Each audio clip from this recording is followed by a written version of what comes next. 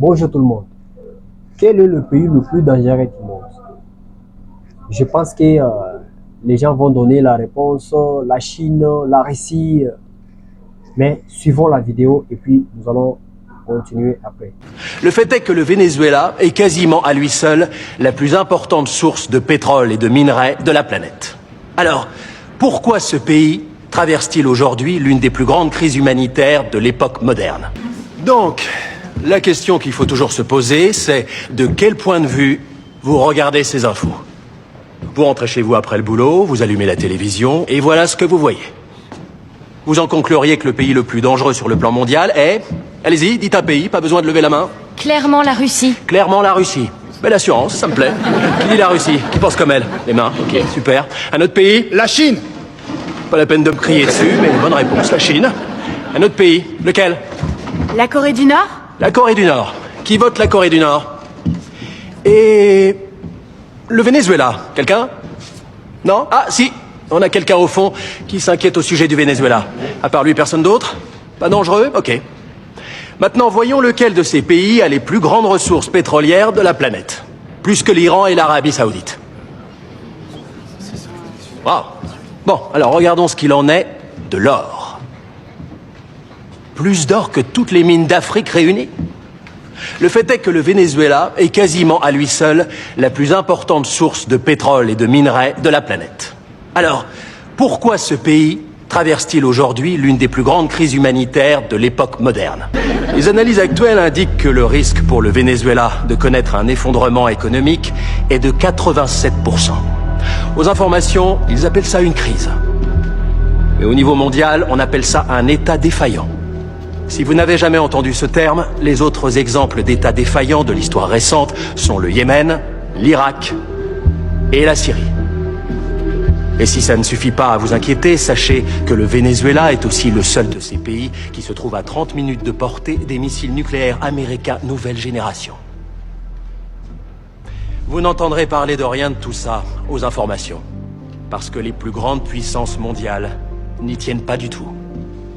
À leurs yeux, les gouvernements instables ne sont rien de plus que de magnifiques aubaines. Conclusion, la Russie ou la Chine ne seront jamais la plus grande menace tant que des pays tels que le Venezuela laisseront ouverte la porte qui mène direct dans notre jardin. Merci beaucoup. Je pense que vous avez suivi la vidéo. Maintenant, passons maintenant à décortiquer un peu sur cette vidéo. Donc, le pays le plus dangereux du monde, ce n'est pas la Corée du Nord, la Chine et les autres là, qui possèdent des armes nucléaires. Non.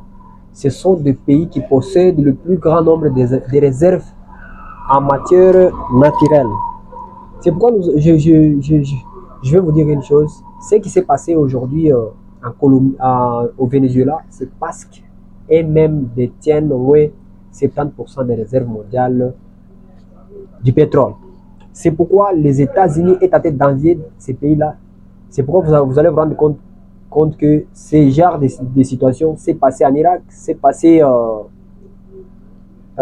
récemment, je ne sais pas moi, en Libye. Ils ont été frappés toujours comme ça par la France et autres. C'est parce qu'ils détiennent beaucoup de réserves en ressources naturelles.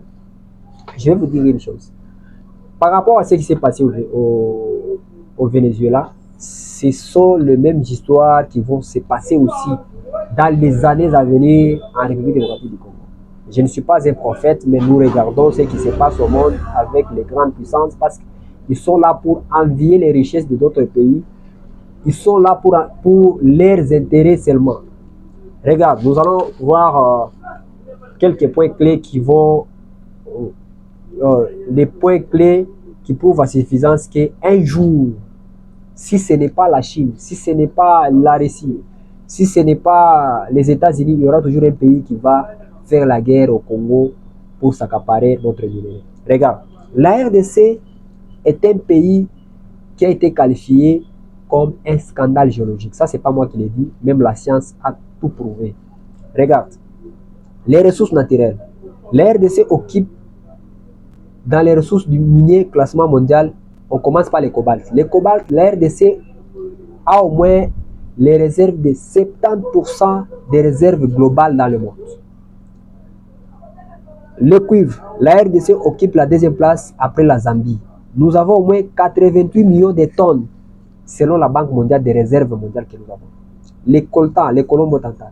La RDC a au moins un réserve de 60 à 80% de la production globale. Donc nous avons au moins 80% des réserves mondiales de ces minéraux-là que vous voyez, que je vais de citer, des coltans. Les diamants, là je n'ai pas de précision, mais nous sommes au moins les troisième producteurs en Afrique. L'or, nous sommes les deuxièmes en Afrique aussi, après l'Afrique du Sud. Les thym et les tantans, classés parmi les top 5 des réserves mondiales. La RDC aussi est parmi les 5 en réserve mondiale. Nous avons les réserves plutôt forestières. Nous avons la forêt du bassin du Congo, dont la RDC est le deuxième poumon vert de la planète après l'Amazonie. Nous avons au moins 155 millions d'hectares, 80% des forêts d'Afrique. C'est nous qui occupent ça. Ressources hydriques. 50% des réserves d'eau douce en Afrique. Le fleuve Congo a au moins le deuxième débit mondial après l'Amazonie. Potentiel hydroélectrique. Nous avons au moins 100 millions de mégawatts inégal en Afrique. Le pétrole et le gaz. Réserve de pétrole, 5 milliards de barils, principalement offshore, dans les rives albertines. Les projets controversés d'exploitation dans les parcs naturels. Donc nous avons beaucoup de choses. Et à cause de ces choses ici, la RDC est toujours convoitée dans le monde. Rien n'empêche qu'un jour, les États-Unis vont faire la guerre aussi en République démocratique du Congo. Donc nous devons tirer des leçons de tout ce qui se passe. Ce qui s'est passé en Irak, ce qui s'est passé en Libye, ce qui s'est passé aussi au Venezuela va aussi arriver un jour en République démocratique du Congo. Donc, je voulais vous dire quoi? Donc, nous devons tirer des leçons par rapport à ce qui se passe aujourd'hui au Venezuela. Parce qu'à cause de tout ce que nous avons, toutes les grandes puissances sont là en train d'envier ce que nous avons comme minerais dans le monde. Merci beaucoup, mais nous devons faire attention. Il faut beaucoup faire attention par rapport à ce qui se passe dans la géopolitique mondiale. Merci beaucoup.